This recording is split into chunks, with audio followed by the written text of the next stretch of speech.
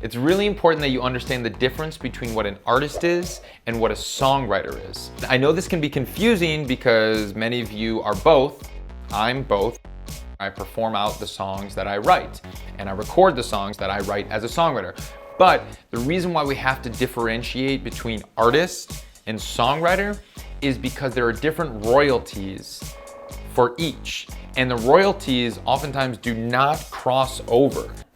Quick aside, the reason that these royalties are broken up is because back in the day when this whole system was created, most often the artists didn't write their own songs. There was a whole publishing industry, and it started with the Brill Building that employed hundreds of songwriters, and all they did was just write songs all day that they would then submit through the publishing company to record labels, and the labels would choose a song for the artist to record.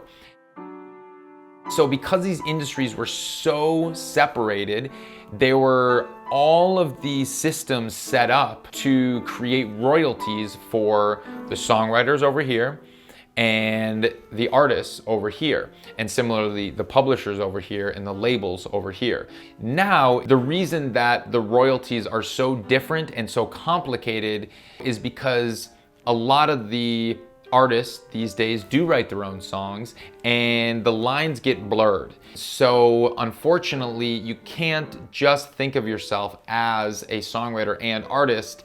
You have to kind of cut yourself in half if you're both a songwriter and an artist. If you only pay attention to this half, you're missing out on all of these royalties over here and vice versa. It's important to differentiate between what a composition is and what a sound recording is. Songwriters write compositions, artists record sound recordings. Songwriters, compositions, artists, sound recordings. Sound recordings, are sometimes called masters, are the actual recordings that are released traditionally by the record labels, and artists record sound recordings. What a composition is the actual song that songwriters write. Songwriters write compositions, and traditionally, publishing companies would collect the composition royalties and then pay out their songwriters. But now, in the new DIY world, if you don't have a publishing company and you're a songwriter, you need to figure out how to get your own composition royalties. And similarly, on the other side, if you're an artist and you don't have a record label, you need to figure out how to get your sound recording artist royalties.